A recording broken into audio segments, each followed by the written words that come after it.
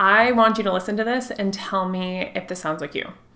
You're really good at helping others. You've labeled yourself the mom of the group. You remember and do all the little things, and you always go out of your way for others. You've told yourself it brings you joy when others are happy, so you have to keep helping. You're trying to fill your heart up. It's seemingly a foolproof plan, when in reality, it's the only one you've ever known. But you're getting tired. The joy you once felt is tainted with resentment. You're now finding more comfort in being alone than with others. Belief that you're an introvert starts to creep in, and it makes more sense because it's really draining to be around other people. Although the truth is you're lonely, and you can't be with others because you feel unappreciated. You're stuck. You're not sure which one of the lesser evils to choose.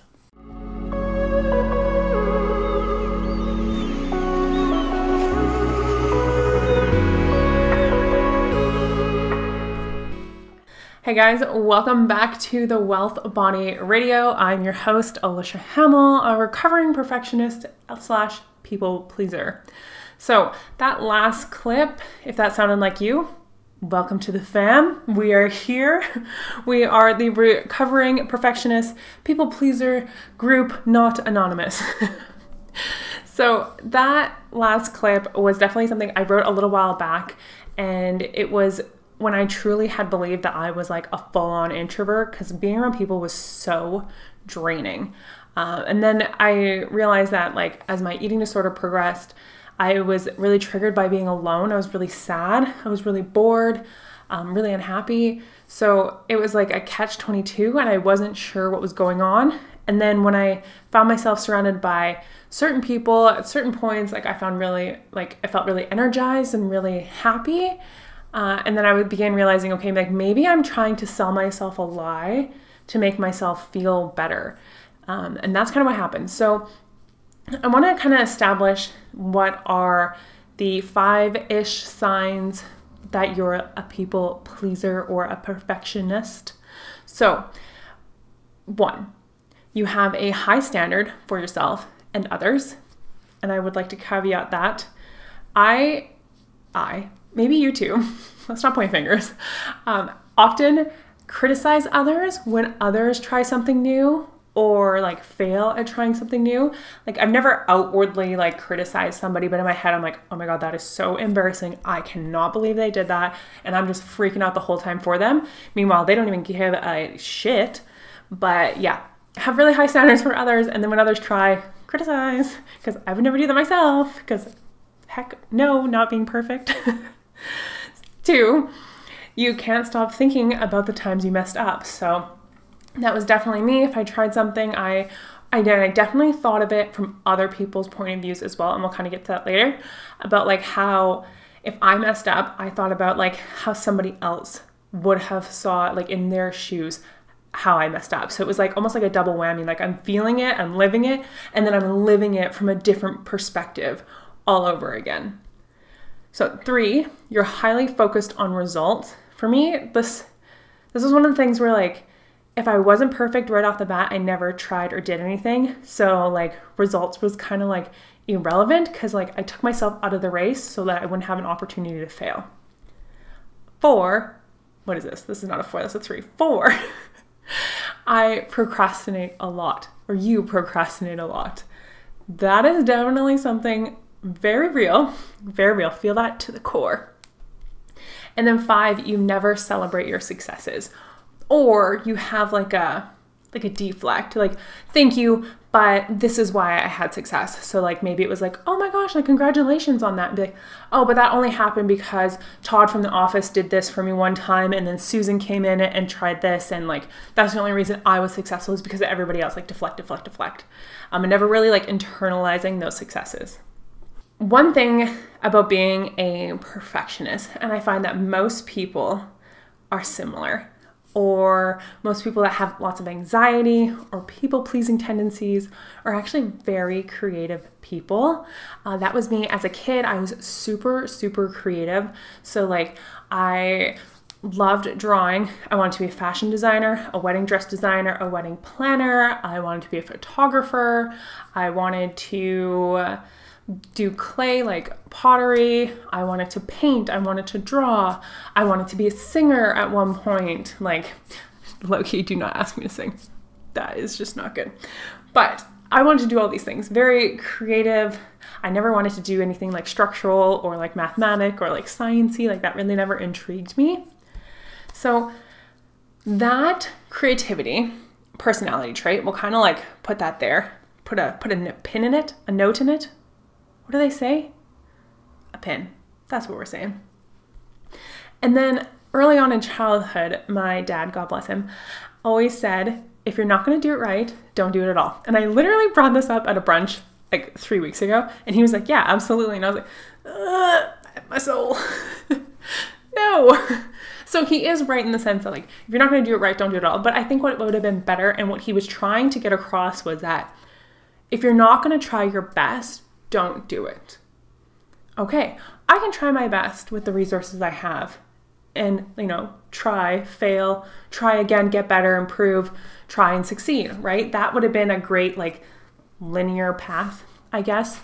But when he's like, if you're not going to do it right, and in my mind, right is perfect, don't do it at all. So I chose not to do it at all. Everything in my life, bail. It established a fear that if I do it wrong, I'm inconveniencing somebody else to have to fix it. And that right there was a lot of embarrassment. Embarrassment is something I never, ever, ever, ever wanted to experience. Like, I'm going to have to think back on my childhood and like try to find the embarrassment trauma, because like embarrassment is just something I hate feeling, hate it. So embarrassment, lots of shame come with that. If somebody has to like come up and like fix my mess, even though like I was trying to do my best, it wasn't good enough, air quotes, it was embarrassing. So again, just choosing not to do things so that I didn't have to fail or not be perfect. So that never doing something, never trying new things, I think established my like freeze state. So when I get into situations where I'm really uncomfortable, you know how people always say like there's a fight or flight, but there's also a third one. It's called the freeze state. And for me, I found that I never really fit into a fight or flight. Like I was never somebody that ran away from things. I was never somebody that was gonna like, battle it out, be the winner, like really gritty. But I found myself like just like patiently waiting, waiting for everything to blow over, waiting for people to like look the other way so that I could try and attempt things in my own way. I never wanted somebody to watch what I was doing, watch me learn, watch me correct things. Like I would not, absolutely not going to happen. So that freeze state, it's like, oh, here's a good one.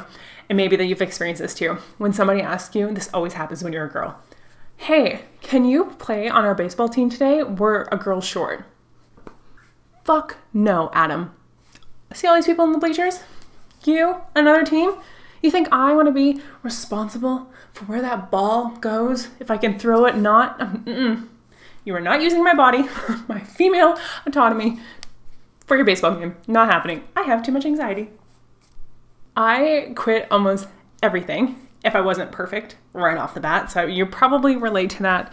Like somebody that wants to try new things, but absolutely does not because they're not good at it. Again, like I was saying, never wanted to learn in front of anybody, because I was really worried about their internal dialogue. And again, this is going back to like, I'm living the experience and then living it again in somebody else's point of view.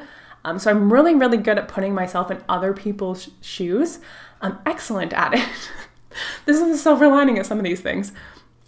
But what that did was like load my people pleasing skills. Like they slowly started to develop. Like I'm very good at like anticipating what somebody else might be thinking because I have so much practice at doing it. They never asked me to, but here I am. So with that, there was a light bulb moment where like all of the mumble jumble in the last 10 minutes I just spent talking made sense. And it was Paul Mort, and I do believe it was on the James Smith podcast. I don't know. I was sitting in a Portland, Oregon coffee shop. No, it was what was part of the coffee shop that was attached to the hostel I stayed at for the Nutritional Therapy Association conference that weekend. Beautiful. Absolutely love that conference. Loved the hostel. It was great. So I was sitting there at this coffee shop, and Paul Mort says on the podcast, word for word, this is it. Creative people suffer from higher bouts of anxiety when they're not solving problems, they're creating them. Poof. Did your mind just get blown? Because it blew mine. Because like, if I had a dime for every time I made my own situation more difficult than it needed to be, I would be one freaking rich, anxious person. I am always just on time, never early. I always work better, closer to a deadline. I leave packing my suitcase to like the last freaking hour. So when he says that like creative people, like when they're not solving problems, they're creating them, that was kind of it. And when I realized I don't have problems because I never put myself out there. I never try. I have to be perfect, right? So I'm very limited in the things that I do. So I'm very bored. And being bored, the kid at the front of the back of the class, the kid at the back of the class that is always like a disruption is somebody that's just bored, right? They're creating trouble because they're bored. That's me. So if I solved all of my own problems, became excellent at time management, checked all the things off my to-do list, was great, you know, what would I do? I would be bored. Couple this with the fact that I don't have any hobbies or things I like to do because I'm terrified of failing and embarrassing myself. We need something to do. We can't just be like a hermit on a couch and not do anything. Meditate my life away. Not gonna happen. So what do we do? Cue addiction behavior. For me, this was my binge eating disorder history. I used food to cope with my inadequacy. I used food to cope with my inadequacies. Why can't I say that word today? I'm really good at that word normally. Anyway, this is not being perfect, okay? This podcast is about not being perfect, so take it with what you will. Moving along. Trying to fix my overeating with exercise and restriction through the lens of what like a perfect body looks like, so others will like me, especially boys. It was just that big snowball of fuckery. And honestly, it's probably just because I was bored. And then like the addiction behavior comes in because like you're eating highly processed foods like mini eggs, like cookie dough, ice cream, chips, and those properties in those foods that are meant to keep you addicted, like are coupled with this like boredom behavior, like problem creating behavior. Again, snowball for fuckery. Snowball for like, how do I get out of this? I don't know how. This is almost impossible. Everything is working against me. My personality, the food I'm eating, the industries, like panic. So if you're like me and you're a people pleaser, you're probably an overthinker. Like we talked about, when you're people pleasing, you're also putting yourselves in their shoes and living the situation twice. Thinking about what their next move is, thinking about what they're going to say, thinking about how they're perceiving you, all these things. But the really good thing about that, obviously you're really good at anticipating other people's needs, putting yourself in their shoes. You're also probably a really high level problem solver. Because you're really good at gaining perspective over different situations and you want to gain control over a situation and you're highly creative, you're probably really good at coming up with like solutions to things that other people wouldn't, or you're probably faster at those solutions than other people. That is, it's good and bad because you're obviously trying to gain control over a situation because the fear of failing, the unknown, people looking at you, like watching what you're gonna do, heightens your anxiety. And that's where perfectionism and like the people pleasing can be like rewarded externally by people, which can sometimes just reinforce the vicious cycle. So there's really good things that come with like all the shittery that I just talked about. Really good characteristics that make you like a really well-rounded, thoughtful person. Like fantastic, like job interview, you're doing great. But like when people reward those things, like, wow, she did a great job. Like, can you do that again? Or like, oh my God, you made me feel so seen. Like, it's like, oh my God, now I'm like, again, that addiction, like I just need to feel that way again. I need to put myself in situations like that again to feel that way. So it can become a very vicious cycle. It can be very toxic. So it's important to like break out of that toxicity. You can still have those traits, but what is fueling them is really important. It's kind of like a stationary bike. You're in your living room and you just pedaled the shit out of that Peloton course. You're 3 miles deep. Your heart rate is in cardio zone. You are crushing it. And then you're done and you're still in your living room. Haven't gotten a single place, not even 1 foot farther ahead. That's kind of like how this vicious cycle is. Yes, it's benefiting you, but are you really getting anywhere? To get back to this, now that we've established that attempting to be perfect leads to not trying new things, leads to boredom, which leads to anxiety, which leads to overthinking, which leads to creating problems so that you can solve your own problems, so that you can have a sense of control, umbrella, how the heck do you get out of this?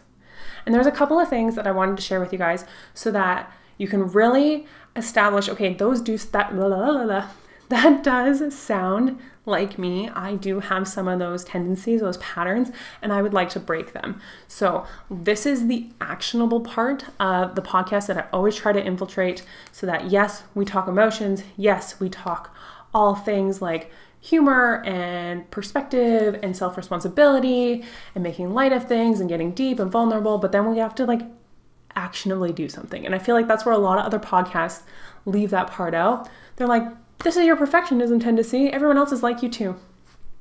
Bye. You felt seen. You're welcome. No, Todd. Now what? Not you're welcome. But here, Auntie Lish is here. I'm gonna help you, okay? Okay, first thing first. One thing that always helped me, and I just listened to a podcast, The Diary of a CEO, and Stephen Bartlett, is that his name? Oh my God, I don't even know. I just know it as Diary of the CEO. I feel so bad. But he had Mel Robbins on there, and she validated my little trick that I've been doing for years. So that was pretty cool. So when you have these overthinker tendencies, this perfectionism, people pleasing, you have to stop the internal dialogue. You have to catch it. The thing is when you're an overthinker and you can put yourself into other people's shoes and you can think about the whole picture and you're really good at brainstorming, you can connect all these dots. The problem with that is that you will always talk yourself out of good and into bad, into habits that you have, out of habits you want to create. It can be it's a good thing to have to be able to do all this brainstorming, connecting the dots. It can be negative in this sense. So when you catch yourself talking yourself out of things you want to do, you're backtracking, my cue is always, don't think, just do. Don't think, just do. Don't think, just do. And that internal cue mantra, I would just say over and over and over again as I'm putting on my pants to go outside, as I'm like avoiding the dairy, like the ice cream in the aisle at the store, like grocery store. I'm just like, don't think, just do. Don't think, just do. Like go, go, go, go. Mel Robbins, very smart woman, said that her 5-second rule, which I didn't even honestly know what it was. She said that like counting backwards, 5, 4, 3, 2, 1, gains a lot of mental focus because you're having to count backwards. It's like, it's more unfamiliar. And then it's that 5 seconds is the length of time that it takes for somebody to talk themselves into bad habits or out of good ones, vice versa, whichever way you want to go with that. And that 5-second rule, like she said, it really helps people take action in the direction they want to go in and take inaction on the things that they don't, because you're having to gain that mental focus and there's a specific like scientific time with it. Words are hard. Wow. So similar to my don't think, just do. Right now I'm not thinking because words are obviously hard. Okay? All right. Moving along. So once you got that done, that is a really good cue to establish, because now you're going to try new things. You have to try new things. I know it's really scary. I know you don't want to. I know you spent your whole entire life avoiding new things, but you have to do new things. You have to. Don't do things that are so out of your comfort zone that you backlash is really, really bad. You want to do things that are like marginally out of your comfort zone, just like a little bit. And then when you fail and realize you didn't die, you can try again. And that's like the sweet spot, okay? Almost nobody cares about your outcome. And anybody and everybody will tell you that. But you really have to like see it from like, you are not the sun. Not everything revolves around you. Take yourself out of that position because nobody voted you in, okay? Everybody is worried about themselves. When you're attempting new things, there's a few things that you can try that are very like baby steppy. One is going to be just set reasonable goals, like very small. A lot of perfectionists set really big goals so that they can fail. So just reinforces that they're not perfect, reinforces not trying. So you want to set baby goals so that you can actually achieve them. And then once you achieve them, you're like, oh shit, I actually did it. I didn't have to be perfect the whole time I did it. Like, I was a success. And then you make another little one and another little one and so on and so on. Another good one is like maybe like if you're at the gym and you're nervous, like asking one of the personal trainers to like show you how a piece of equipment works. That's a really good one because then you have somebody like of authority helping you in a vulnerable situation. So that's really good. Always ask for feedback from somebody you trust.